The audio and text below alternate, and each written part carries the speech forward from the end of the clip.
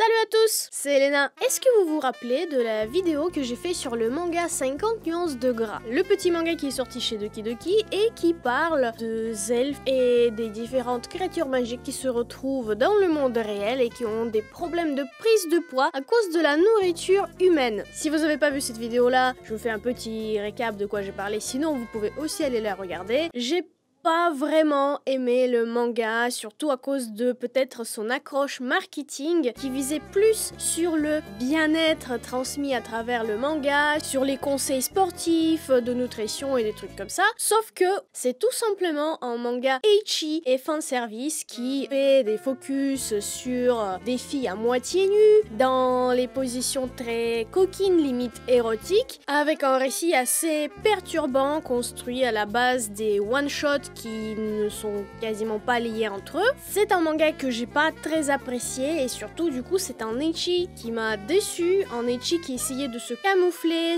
pour un autre genre de manga. Malgré cette déception là, ça m'a donné envie d'aller lire autre chose, d'aller voir ce que les autres mangas proposent et qu'est-ce qui peut être bien mieux que 50 nuances de gras, en tout cas pour moi. Parce que je sais qu'il y a quand même des gens qui ont adoré ce manga et je veux pas dire non plus que c'est complètement bizarre ou qu'ils ont absolument tort. Chacun ses goûts comme on dit. Moi par contre j'ai trouvé un manga qui s'inscrit dans le genre ecchi, qui m'a bien plu et que je kiffe de ouf à lire en ce moment. C'est le manga Tales of Wedding Rings qui sort chez Kana, qui est en fait en seinen aussi comme les 50 nuances de gras, mais par contre qui est dans le genre d'aventure fantastique ainsi que isekai, mais c'est aussi une romance et un ecchi. Donc actuellement il y a 6 tomes de ce manga qui sont sortis en France avec 8 tomes de l'édition originale qui sont sortis au Japon et le manga n'est toujours pas terminé. Ils sont vendus pour le prix de 7,45€ par tome, ce qui nous fait le total de 59,60€ pour les 8 tomes. Et bon, j'ai pas encore tout, il me manque le dernier tome qui est sorti, mais je vous avoue, je kiffe de ouf, j'aime beaucoup lire ce manga et je m'amuse bien. Qu'est-ce qui se passe dans ce manga? Sato est un lycéen normal qui découvre en fait que sa copine d'enfance est une princesse qui vient d'un autre monde. Il est bien évidemment amoureux d'elle et un jour elle lui dit: je dois retourner dans mon monde parce que mon destin m'appelle. Sauf que qu'est-ce qui se passe? Il la suit dans son monde et il découvre qu'en fait elle est partie pour se marier car c'est une vraie princesse et elle doit assurer la survie de son monde. Et du coup comme Sato il est amoureux, qu'est-ce qu'il fait? Il lui fait une proposition de mariage et il se marie avec elle au lieu d'un autre prince qui devait se marier avec. Sauf que ce n'est pas si simple. En fait, si elle devait sauver son monde, c'est parce que il y a tout plein de trucs sur la magie et il y a un magicien sombre qui menace l'existence du monde. Selon la légende, il y a le roi des anneaux qui va vaincre le roi des abîmes, donc ce fameux mage noir. Et ce roi des anneaux, il doit se marier avec 5 princesses des 5 nations de ce monde-là pour acquérir la force des 5 anneaux magiques. Et Hime, donc la copine d'enfance de Sato, c'est une de ces princesses-là. Ici commence du coup leur aventure parce qu'il faut parcourir tout le monde pour rencontrer les 5 princesses et conquérir leur cœur parce que c'est pas forcément facile, mais malgré tout l'histoire avance et il se passe plein de choses. Donc comme je vous ai dit, c'est un ecchi et comme je vous ai dit, je l'aime bien. Alors en étant au courant de tout ce que j'ai pas aimé dans 50 nuances de gras, vous pouvez vous imaginer que dans ce manga on nous propose quelque chose de différent. Effectivement, ici on n'a pas affaire à du fan service, on a affaire avec du ecchi et il faut déjà l'accepter. Donc par exemple, j'ai vu qu'il y a pas mal de gens qui disaient que ce soit Tales of Wedding Rings ou 50 nuances de gras, ils veulent pas y toucher parce que c'est trop du fanservice. Sauf que non, fanservice, c'est du fanservice. Quand on rajoute un peu de scène coquine pour aguicher les lecteurs, pour rajouter quelque chose exprès, là, ce n'est pas du tout le cas. C'est le genre qu'il veut, donc ecchi, on en parlera d'ailleurs dans une vidéo qui est censée de bientôt sortir, où je vais parler des genres de shonen. C'est un manga qu'il veut. Dans le manga, le ecchi s'inscrit complètement dans l'histoire et fait même partie intégrale du récit. Ce que j'aime bien, c'est que l'auteur assume son côté ecchi et qu'il n'essaye pas de le passer pour autre chose. Il n'essaye pas de la camoufler avec des excuses ou des autres prétextes comme par exemple il faut que les filles soient à moitié nues parce que on parle du bien-être ou parce que je sais pas moi, elles font du sport en slip.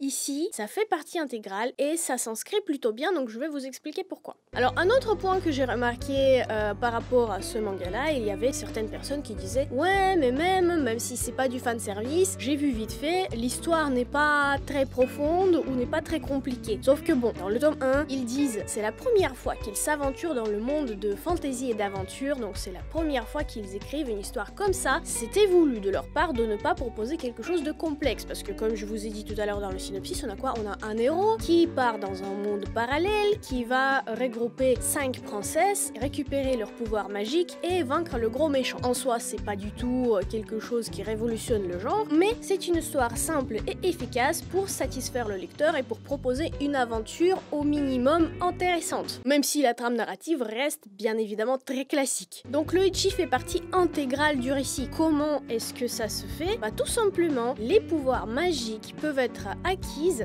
uniquement grâce au contact physique avec les princesses. C'est-à-dire que, bon déjà, Sato il est amoureux de Hime, donc de la première princesse, mais toutes les autres deviennent ses femmes, donc ils se marient. C'est un shonen harem aussi. Toutes les princesses réclament de l'attention. Pour obtenir des pouvoirs magiques, il faut quoi? Il faut des bisous, il faut des câlins et plein de trucs. Les magiciens disent même qu'il faut aller encore plus loin pour obtenir le maximum de ses forces magiques. Le ecchi fait partie intégrale du récit. Il n'est pas là juste pour rajouter des trucs supplémentaires, mais il est nécessaire pour le développement de l'histoire. Et toutes les scènes qu'on voit, disons que elles sont nécessaires. Si elles sont pas là, c'est que on perd une partie très importante du récit et l'histoire n'avance pas. Donc ça, c'est ce que j'aime bien dans les ecchi. Pour moi, c'est important d'avoir une histoire, d'avoir ne serait-ce qu'un prétexte pour une sorte d'aventure, avoir des personnages qui ont un développement quelconque et surtout, c'est important pour moi que le ecchi fasse partie du récit. Que bon, après tout, dans le genre de ecchi, le sentimental, ça compte pas mal. C'est important d'en avoir. Si c'est juste des situations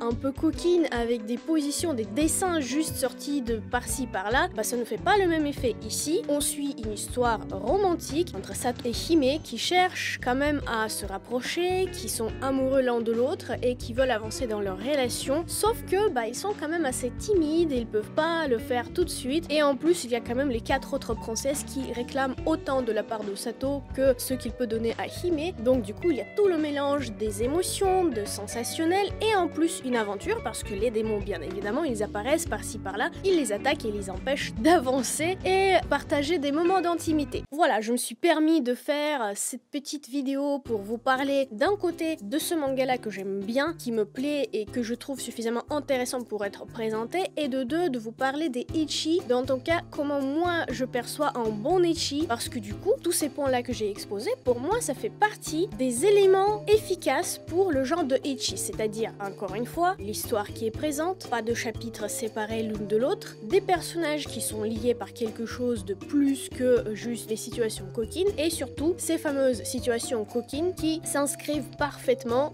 dans le récit, qui sont nécessaires au récit, et où le récit n'est pas forcément non plus tourné que autour de ces scènes-là, mais que le ecchi est important dans le récit, et qu'il n'est pas juste une série sur le gâteau dans le manga qui pouvait absolument s'en passer. Là ça fonctionne, là ça marche, là ça fait plaisir, et ça donne envie de continuer à lire le manga et de découvrir l'histoire, de suivre les personnages, et du coup le ecchi fonctionne et ça fait plaisir. Donc j'espère que cette vidéo vous a plu, j'espère que vous avez trouvé cette réflexion intéressante. N'hésitez pas à me donner votre avis, que ce soit sur le manga ou sur le concept de ecchi, sur l'efficacité d'ecchi entre autres. Donc quel ecchi vous intéresse, qu'est-ce que pour vous est un bon ecchi? Ce sera très intéressant d'en débattre dans les commentaires. Sur ce, on se dit à la prochaine, je vous fais plein de bisous, on se revoit bientôt pour des nouvelles vidéos. Ciao!